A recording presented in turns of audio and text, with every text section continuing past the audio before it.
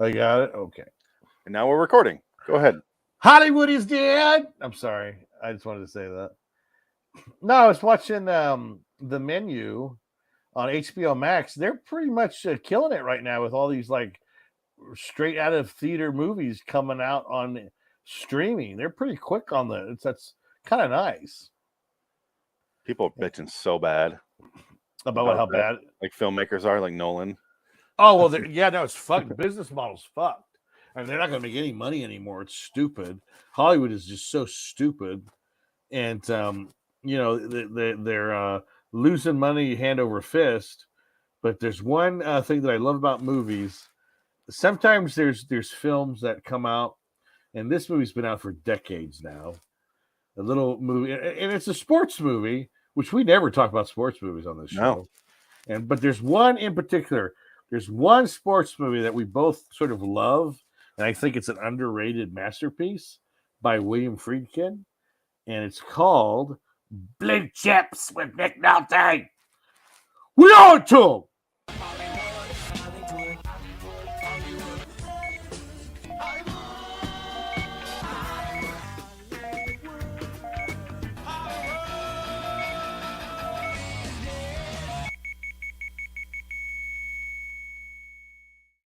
Welcome to Hollywood is Dead episode. Do DJ voice. What is this? Episode 23? And this one is titled, I believe it is. Let me look. I believe I can fly. HID114, Back to the HID. Back to the HID. It's a leprechaun one. One Back question. to the HID. Brown or black? Ooh. Wow, black? Okay. Oh, he's bet on black. Snake eyes. What's in there? Dick. Oh, this is a Crown Royal Black. I finally bought one. Oh, wow. Pretty tasty. The other one is the really hard to find one.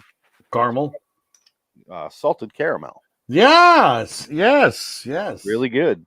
I have heard that is actually quite delightful. It's really hard to find. I had to find it at the really shady liquor store by my house. Really? I found it on accident. I was looking for something else. Me and my sister-in-law. And we just stumbled into that. I was like, oh, fuck. I was just telling her how I couldn't find it. And the girl's he's running like the head shop in there, like selling all those little tiny pipes. Oh, yeah. Smoke shops are everywhere. Oh, yeah. Go over here. And then, I got this. We don't have what you're looking for, but we do have this. And she pulls that out. I'm like, fucking, that's exactly what I was looking for elsewhere. I couldn't find it. We have salted caramel. Is that what you want? Because one of those places. Worst case scenario, you take what is that? What brand of whiskey is that? Crown Royal. Crown Royal. You take the regular Crown Royal, and you go to the store, and you get the Betty Crocker caramel dump on ice cream. You just put that in a jar, and you mix it, and go from there. Yeah. No, it's a weird little liquor store.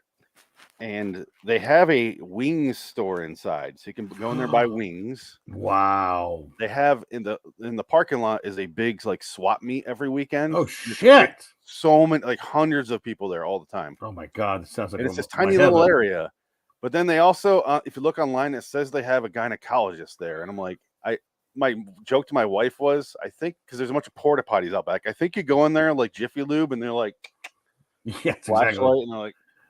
You're fine. You are completely healthy. Yeah. You look good. That pussy looks good. Next. Yeah. Oh, I got to a little flick of the bean. Oh, do you feel that? Okay. He's got a little nerve endings are fine. Court low. Oh, you're court low. Let me fill you up. Just kidding. We get can't sued. Reach. I would, but I can't reach. We go to prison. This accent's all over the Mexican, Middle Eastern. It doesn't matter. We're being inclusive. They're from anywhere. They're from everywhere, eh? No, but it's like one of those places where if you look online, like they do everything, which is scary as shit. So that's why I've never gone in there, and I finally did, and I don't regret it. And there's a dentist office in there. There's a gynecologist. There's a used car dealership. There's a used bookstore tent. I picture you going into the back room. And there's like an old guy, and he's wearing these beat up jeans, and he's sitting on a turned over milk crate, those green ones, and he's just like got a pair of pliers, and that's just what he does all his work with. They're all bloody and rusty, and he's just, you got a loose tooth, or let me check it out. All right, go sit in the porta potty. Here's the deal. I can do 2 of 3 things: pull teeth and put teeth back in. And check veggies. And I check veggies. I'm a doctor. Look on the wall. And it's like a hand-drawn diploma. And a diploma with someone else's name. Yes, Lionel Hutz. I'm Julio Sanchez. So Blue Chips, yes. 1994 basketball movie with Nick Nolte, which I don't know what it is about this movie, but I love it. I could watch this movie at least 5 times a year. I can go in great detail why this movie works compared to other basketball movies. Yeah. I've been talking about this movie since it came out because it is in my top 100. This is one of my favorite movies. Yeah. And nobody gives a solid fuck about it. Nobody talks about it. Nobody cares about it. No one cares about Leon Bordeaux. Until recently, you couldn't buy it on Blu-ray. Yeah. Even now, if you buy a Blu-ray, it's really hard to find. Yeah. It's a DVD movie at best. It's like Narc. I love Narc. Yeah, Narc. You can't buy that on Blu-ray. Yeah, I can't find that one anywhere. It literally doesn't exist on Blu-ray yet for some reason. But Blue Chips, I remember watching this when I was a kid because I came out, that's on HBO. I might have even rented it, so maybe I might have actually seen this in '94. But I was like, I love basketball, so that's probably why I watched it. And I knew Shaq was in it and Penny Hardaway. And I watched it. And I'm like, I didn't care much about the basketball part of it, but I like Nick Nolte. I love him in that movie. He's my spirit animal. I told you yesterday. Yeah. He's so great in the movie, and everything that happens is his own fault, and he knows it, and he feels bad about it, and so that's why it makes the character work. Yeah, and I don't know why. So rare. And I don't know why, because honestly, who cares? Like at the end, I'm all for Happy. I think Happy's right. You owe it to them. They're the ones making your career happen. You're using these kids as slave labor, to make you hundreds of thousands of dollars a year with your shit show, your shitty TV show, and your coaching, and on top of that, I mean, like, and then he feels bad for you took the one pure thing in your life, and you corrupted it. Your TV, you flunking TV. Tony's flunking TV. Yeah. And it's a hard class. You don't just watch the tube. Not just watch the tube, coach. They never say anything else beyond that, but they talk about the TV class like 5 times. And it's just it's like Big Lebowski. They repeat the lines. And then Nick Nolte tells his ex-wife about it. He's like, "Well, it's not like you're watching the tube. It's a little bit more difficult than that." And he smokes in this movie twice. Not much. He doesn't smoke much. No, which is completely a lie. Because he's smoking 5 packs in between takes here. There's so many things you just brought up there that I want to touch on, but I'll touch on this while we're talking about Nick Nolte. He doesn't smoke much, but God damn it, he yells "God damn it" 6,000 times in this movie. I want to count the goddams in this movie. I should have done that when I was watching. I didn't think about that. He gets the one fuck out of the way early. Yeah. In his opening scream at his team, because the movie opens with he's about to have his first losing season ever. He comes in and he yells at his team at halftime, and he leaves, and they're all like, "All right, come back," and then he comes back in storming and swearing. He gets his one fuck out of the way during that. But I will say this, and it's really hard to be a believable coach. Yeah, everything he does looks so authentic. Yeah. Because he's going he's even doing the particulars in the practice. Yeah. Like he's doing, the basic, screens. Yeah. I mean, just basic shit, which you got to get into the shoulder. You pop him here. And then you move away here, Anthony. You come in here, goddamn, you get the ball. It's talking about footwork and placing your hips and swiveling or blocking the guy out so he can't swivel. You got to lock in their leg. He's doing it all, and it looks authentic and it seems authentic, and he's doing the timeouts and he's come up with plays that seem. All of the basketball in this movie looks so real because they didn't hire actors; they hired basketball players. That's why the acting is so terrible.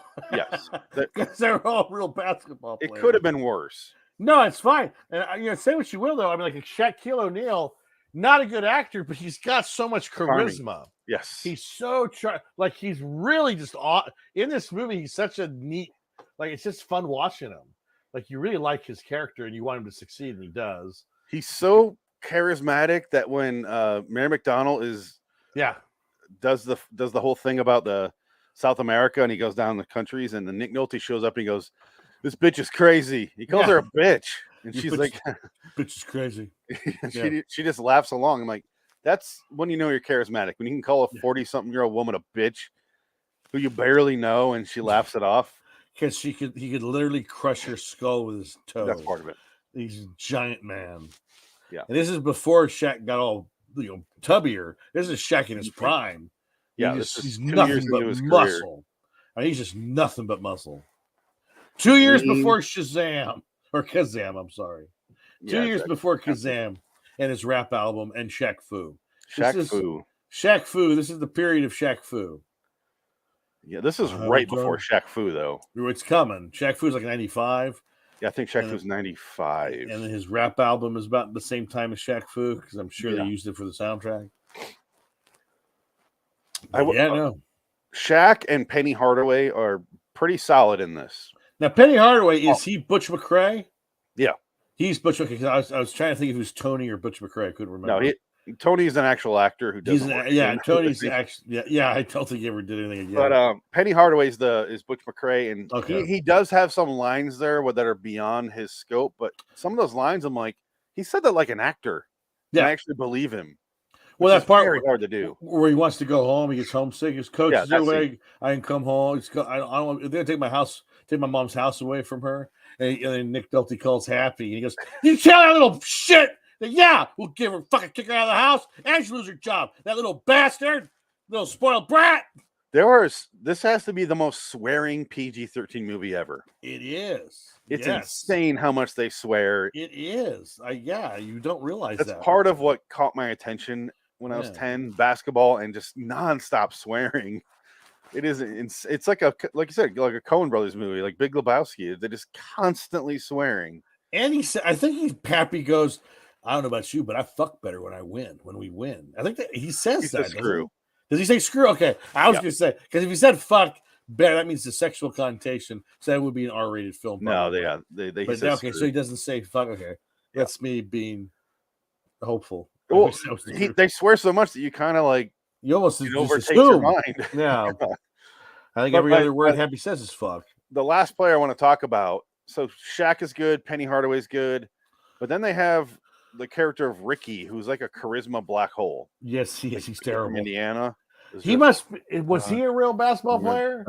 He was like a college player. I don't know how much he actually played in the pros, but if you want $30,000, that's what they do. And he's just pouring sweat because he came out of practice. And God damn it, Ricky, get the hell out of here! Get your shit and go back. Take that uniform off.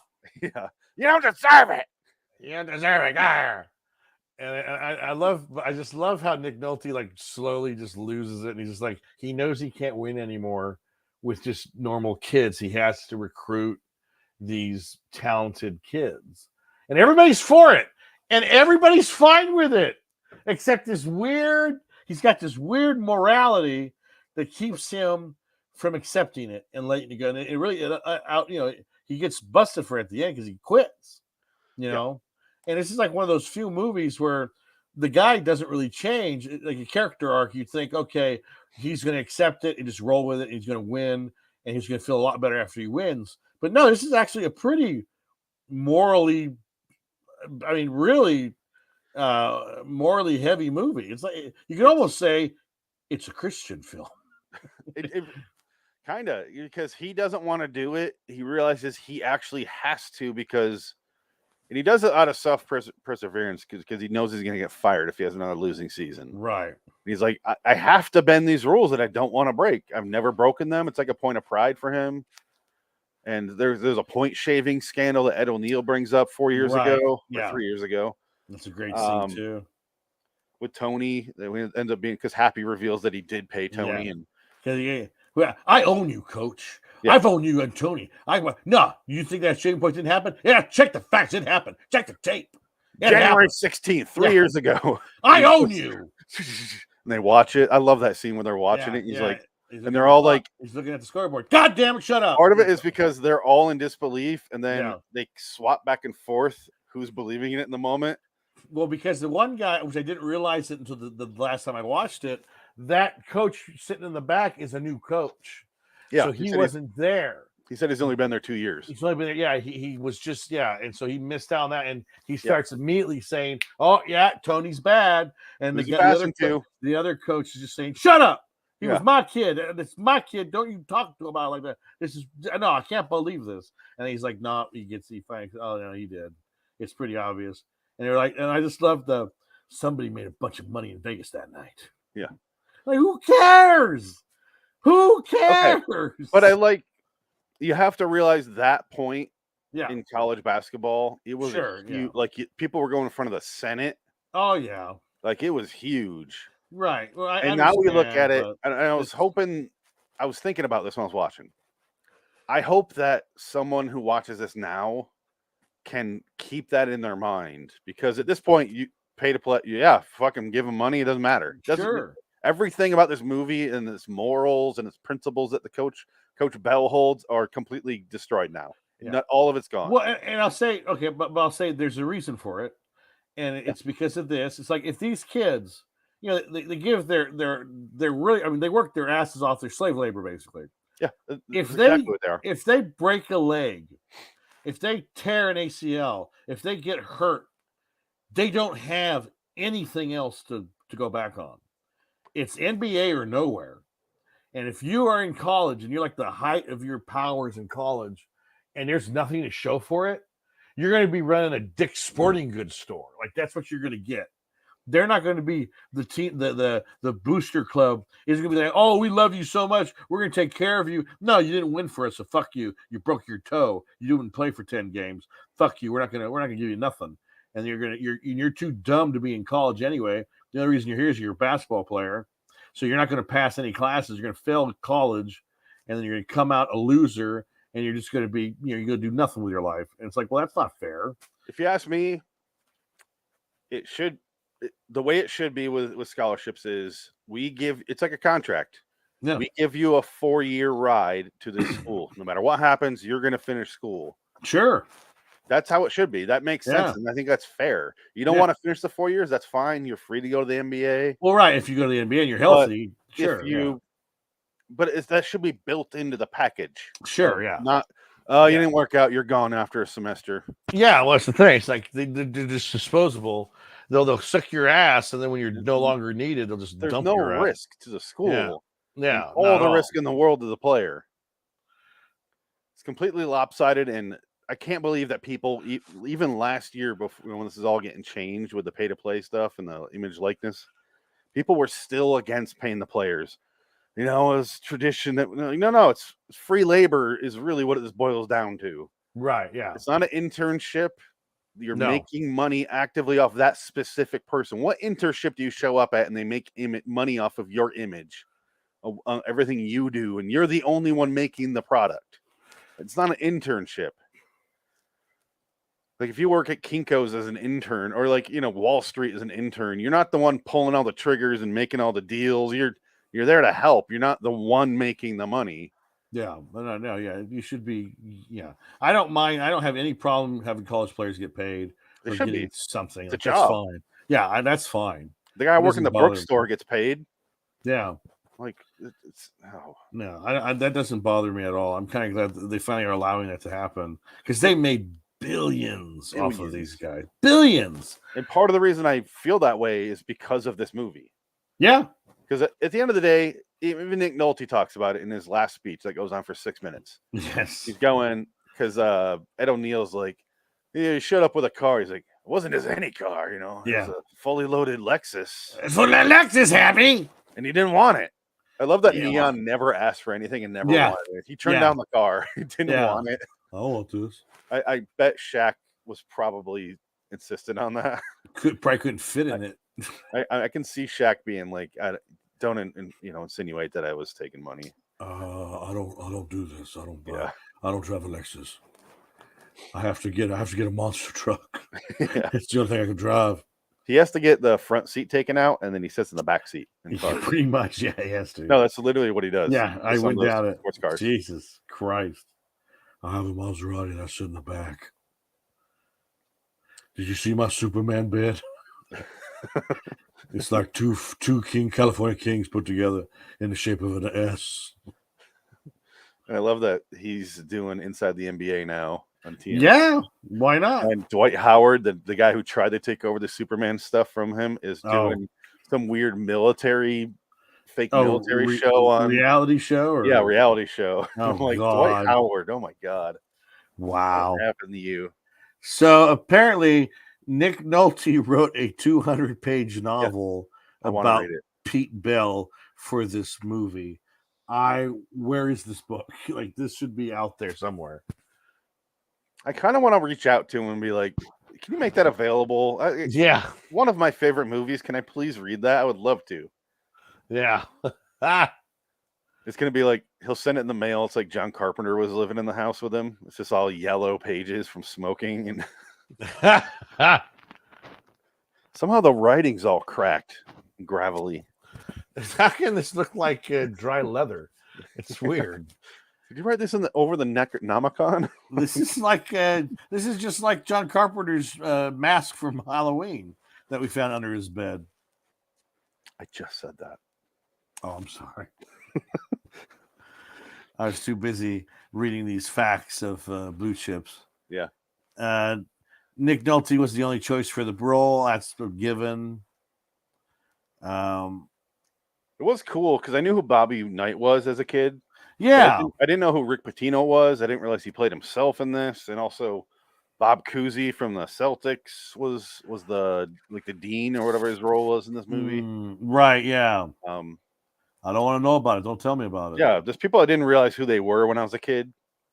Yeah. Bobby Knight was huge when I was a kid, because I grew up in the Midwest, so in his division. So well, shit, yeah. I was a Michigan State Spartans fan, so I still am. But so I know who he is, but I didn't know who Rick Pitino was, and so I'm watching this. I'm like, oh shit, and they let Bobby Knight just swear up a storm too. Everyone, the refs are swearing. Everyone's swearing. Ed O'Neill's the only one that doesn't swear. I love the fact that when Nick Nolte at the beginning kicks that basketball, and 20 minutes later he's talking to his wife, I hope someone didn't get hurt. I hope I didn't hit somebody in the stands. I didn't think about that. Oh man, I hope the ball didn't hit somebody in the head. Well, that's him acting without really thinking of the consequences. Yeah, he just thinks with his nuts and he's just done. But I love what's her name? His ex-wife, Mary McDonald. She's always good. Always. She's always I'm kind of amazed she didn't get more work. People didn't say oh, we need to put her in this. I don't know. 2 Oscars. Yeah, no, she's solid. She's a solid actor. And I'm just kind of shocked that she's not more stuff. Maybe it's an ageism thing, maybe. I mean, that's what Hollywood. Instead, we get Margot Robbie. They try to sell us Margot Robbie, who I'm fucking sick of. Every movie she does bombs out terribly because nobody cares about that skinny bitch. Oh, speaking of Donnie or of Mary McDonald, Donnie Darko. Donnie Darko, yeah. I just saw one of those fan theory posts. Yeah. And it was a fan theory that makes Donnie Darko so boring. Oh. Where it goes, this fan theory is nothing supernatural happened. It's all a figment of his psychosis. And I'm like, cool. Yeah.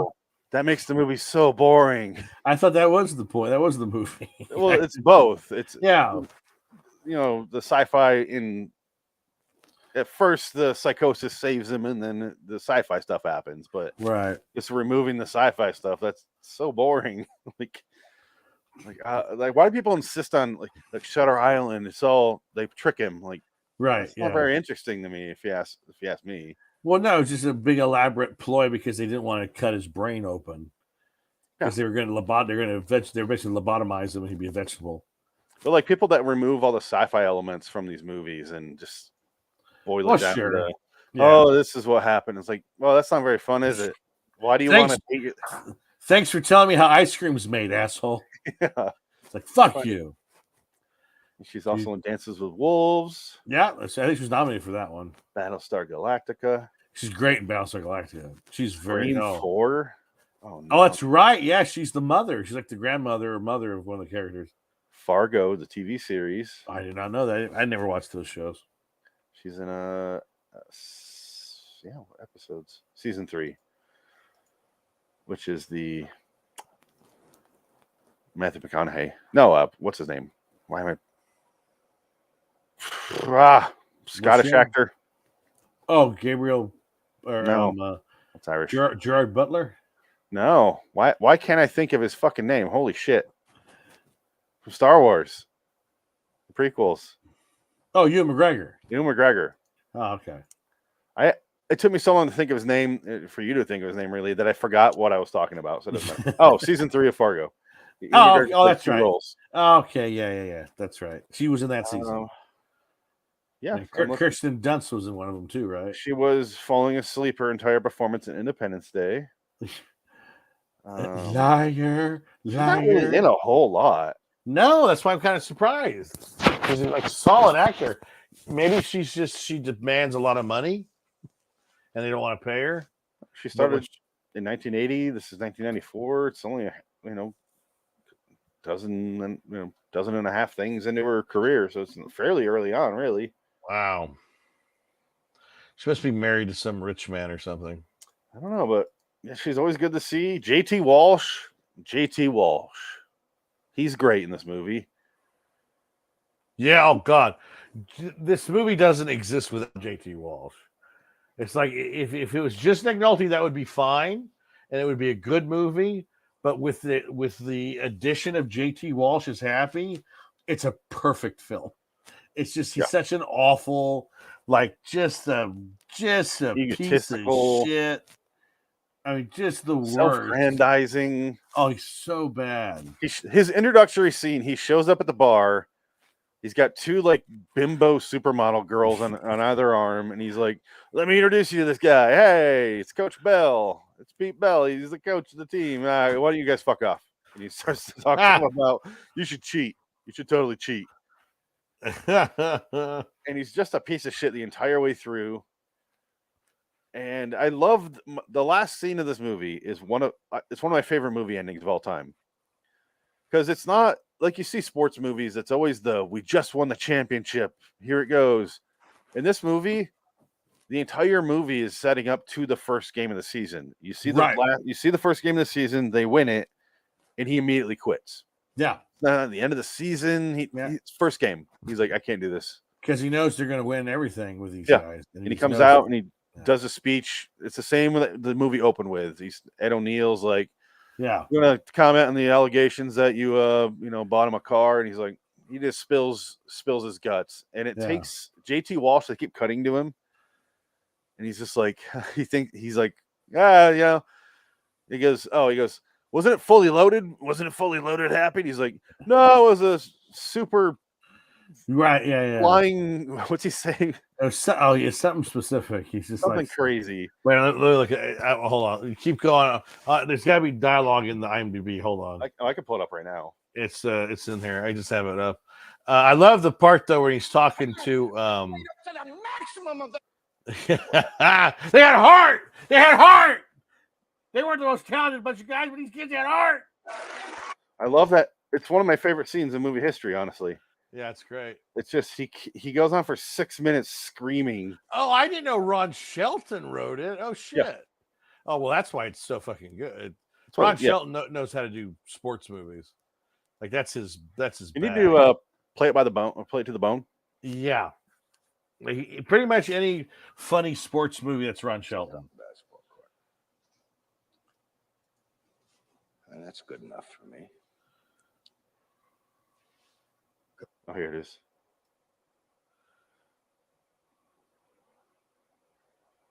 All right, here it is. Yeah. The damn car had everything. It had everything, didn't it, Happy? I mean, that car was fully loaded, wasn't it? No, Coach. It was a nuclear surfboard, remember?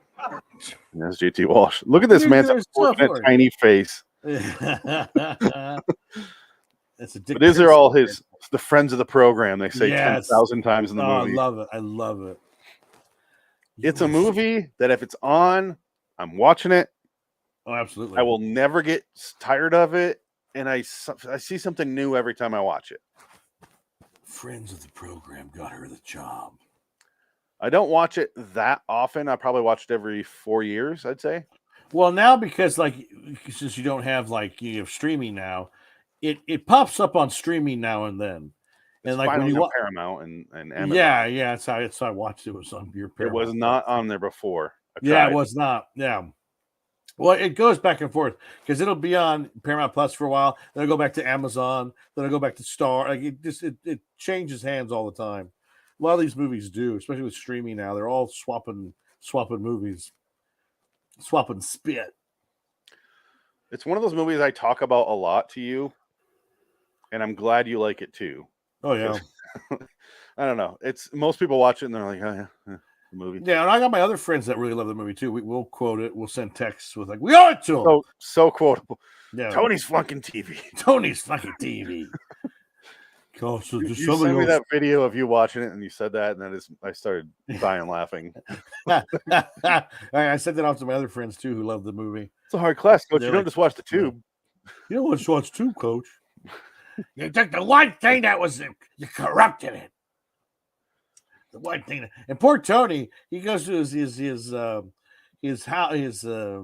dorm room. Everybody's partying, but Tony seems to be in his room trying to study. Like he's trying to be a good student, which is kind of fun. He's like, "Oh my god, poor Tony! Don't get mad at him, Coach. Give him a break." Oh, there's that great scene where Bell goes to Chicago. Yeah, he's there to recruit Butch. Yeah. And the guy, Louis Gossett Jr., comes out and he does his whole Yeah. What do you guys bid? He's doing his thing, and then he's like, come on back, Pete. Dig into your pockets, gentlemen. What this boy can read and write. Yeah. Actually read and write. And then he comes down, he first thing he does is like, how's Tony? Yeah. It's dumb as shit. Like basically is what he says. Like, that kid is so dumb. He's funking TV, and he's like, oh, if he fails out, he deserves it. Yeah. They've done business before. Yeah, it's a good history that they keep doing with them, like him and the recruiter, or him and the other recruiters, and him and the people who run the schools. And it's the most realistic approach to what that's probably like, because all these guys know each other. They know who they're going to sell their guys to. They know who they gotten means to set up something if there's something to be set up with. It's sort of as favors because they know the game. But I love the girl. What's her name? The mother of Butch McRae, what's her name? Alfre Woodard. Yeah, she's great because she gets it, and she she'll be in more. Every time I watch it, I think she's going to be in more. But she's right. Well, that's what this is a William Friedkin movie. So at the time, William Friedkin was still a big name. Yeah, it's like there's a lot of actors in this that you wouldn't have in these roles because they're so small. I mean, you have Ed O'Neill, who's barely in the movie. You have Larry Bird, the greatest actor of all time, barely in the movie. He's there to, and then they show Pete, he's driving the car, and they're like, "Ah, cut the BS, got Ricky. Cut the BS, Pete. Tell me what you want." Yeah, Larry Bird is an unfortunate looking man. He is an ugly man. Larry Bird, he has a bird fucking beak. Like he looks like a bird. I remember there's rumors that when Sue Bird first started playing, people were like, I think it's his daughter. And I go, no, I can just tell by looking at her. She's attractive. She looks like a person. She's not an ugly monster like looking. She doesn't look like a garbage pail kid. She's definitely not related to him. I guess there's some online videos of Larry Bird trash talking. And I guess there's reaction videos. I haven't watched them. But I'm kind of curious. I want to see what Larry Bird, if he could throw down with the best of them. I can see him being good at it. Hey, you're ugly. Oh no, I think he brings out his shut up Indiana racism. Well, I don't think because he's good friends with Michael Jordan. No, that doesn't stop you when you're playing against him. When he's there with Magic, he's like, don't touch me, you got AIDS. Why don't you roll on out of here, you queer? What? You take it in the butt, Magic? I'm Larry Bird. I bet I can make a free throw from remember those Big Mac commercials? Yeah. Off the back of the backboard. Backboard. Oh my god, those commercials. For your chicken nuggets. Because that's the food I want to eat as an athlete is nuggets. And I look like Big Bird. In a quarter pounder with cheese. That's what I want. It's kind of cannibalistic for me to eat a chicken, but whatever. I wonder what his wife looks like. I feel like you look at her and you go, God damn, for him, He lucked God out. damn. You know what? Fuck, I gotta look this up. Hold on. All right. I got my phone. I can do that. I have the power. Larry Bird's wife. Can I Surrey, pull look something at by Larry you? Bird's wife. Yes.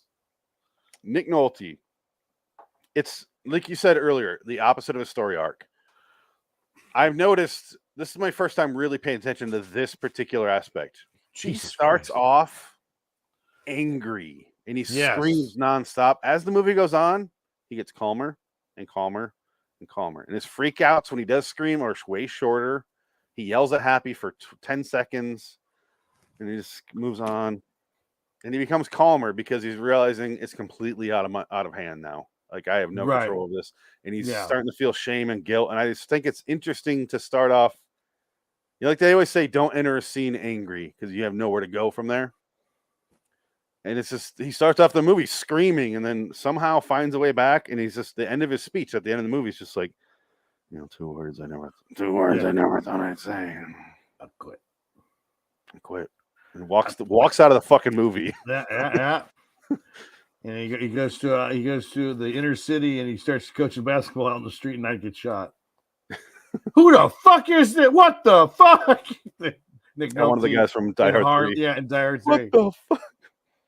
We don't need your help. Nancy boy here wants to teach basketball.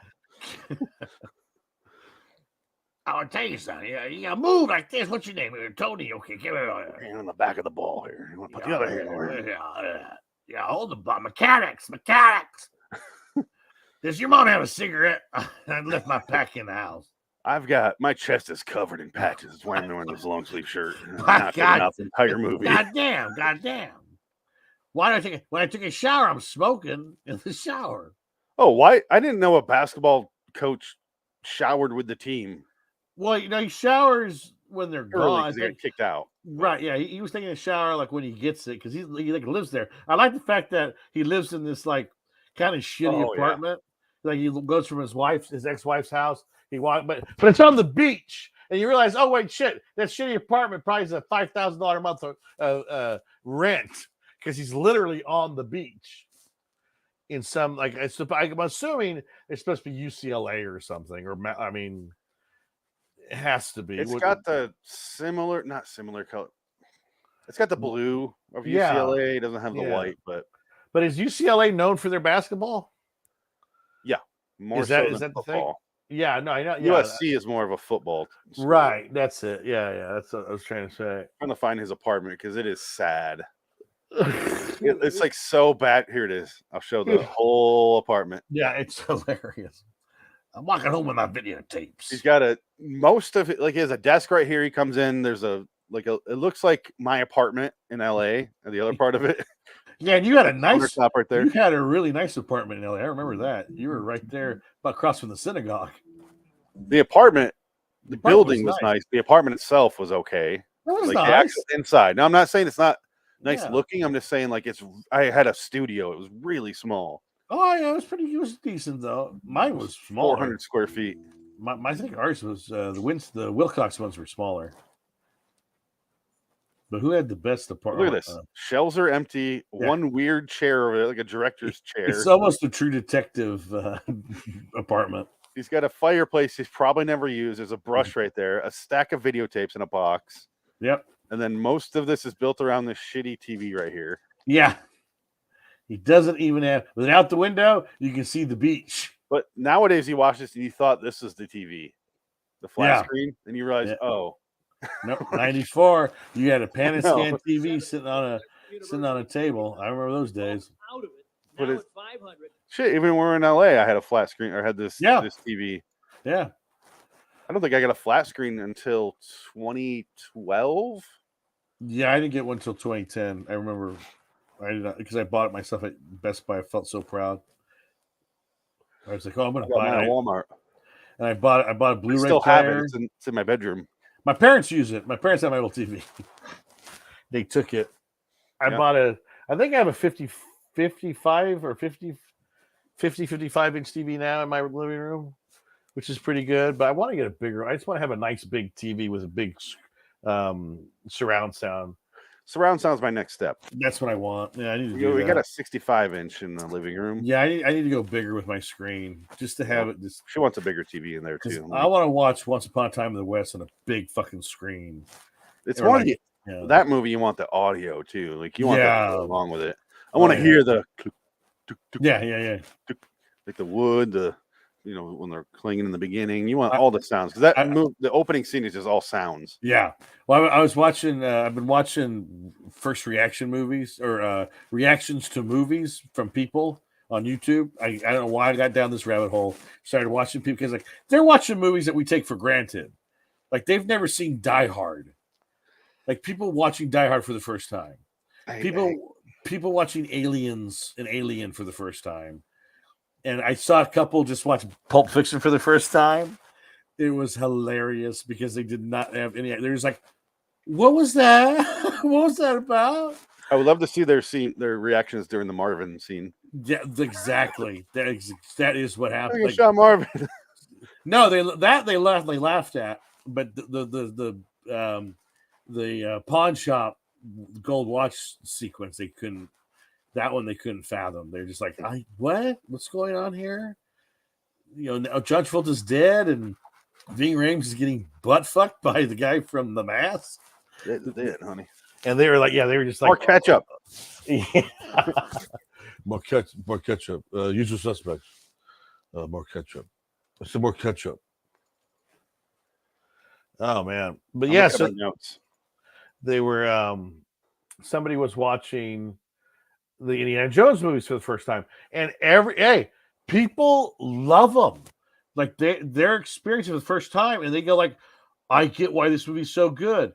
And this one couple had never seen Batman or Batman Returns, which I can't figure that out. But then like he goes, "I was born in 1998." I was like, "Oh my god, that makes me feel horrible." And he goes, "I watched it with my wife." His wife. He has a wife, and they're watching Batman and Batman Returns. And they were pretty right on. They were pretty good because they said, Batman, we appreciated it. And Jack Nicholson was actually a really good Joker. Is this what they look like watching? Yeah, here it is. The scene, they're watching Tony shave points with but Ving Rhames getting butt fucked. Who's he passing to? He's looking at the scoreboard. Shut up, Mike. Shut up.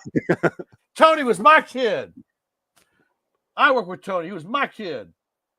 God damn it, son. Oh, the guy in the back looks like he walked out of a Dirty Harry movie. He does. He's that burnt out ex detective who's going to be a basketball coach now. 23, 25 points a night. Yeah. Eating carrots. You corrupted it. That leg too. Don't forget that. All night mistakes, all night. The coach on his ass. Coach is still on his ass 4 years later. Yeah. No way. No way. Looking at the clock again. Here it comes. It's a good kid, man. Good kid. Pausing because Paramount was on our. Yeah, they'll destroy us. What kind of shots that? See, it's just a scene of them watching TV, but it's so like I'm so invested every time I watch this because they're all such good actors. I own you. He is, at least. I don't know about the other guys. I own you, coach. Go back to the tape. Yeah. Here it comes. There's another bad pass. Shut up, Freddie. There it is. Shut up, Freddie. My kid. Tony was my guy. Oh, man. I noticed this movie. I wrote in my notes the bad guy in this movie. It's not called the NCAA. It's called the NCSA. I think it is. Right. Yeah. I wrote down the bad guy in this movie is the NCSA. Right.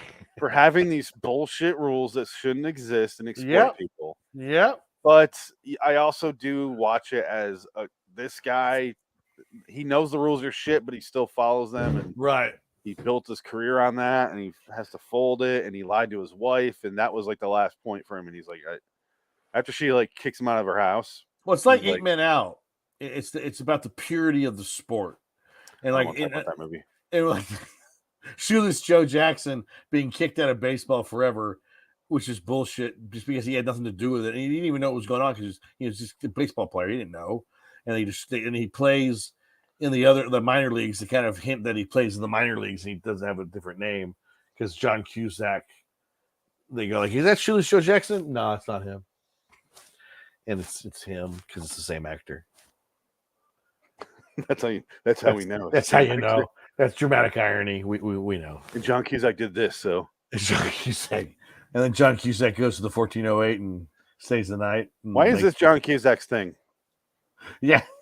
He does that 1,000 times a movie. Because he's checking the moisture on his skin because he's very delicate.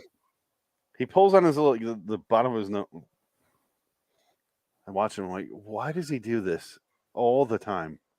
It's just a weird thing I noticed. When did John Cusack become like the terrible Eastern European fraud actor like Bruce Willis? It was when he wouldn't shut the fuck up on Twitter. Is that what it was? People stopped hiring him. Yeah, he got annoying after a while. Like he's not worth just. Mark Ruffalo's going to find himself would have found himself there if it wasn't for Marvel. Well, yeah, exactly. I'm the Hulk. Oh, son, you got a condition. But yeah, Blue Chips again, great sports movie, great movie, and it's one that I kind of like talking about underrated, sort of recognized movies. We need to do this more often. Yeah, I have a lot of them. Yeah, well, there's a lot we like that no one ever talks about. We got to bring these up. Final Destination's another one. The first one. Oh yeah, the first one I genuinely think is a good movie. It's decent. It's good. This one though, I give it an 8. Oh yes, personally, absolutely. IMDb though, this is where I get a little pissed. In 14,000 people. Guess what the score is without looking? 6.5. 6.2. Wow. See, that's too low. That's ridiculous. It should at least be a 7.5 with everyone. Now I'm curious, and real quick here because we're about the 45-minute mark. But yeah, look at the reviews. See how dumb people are.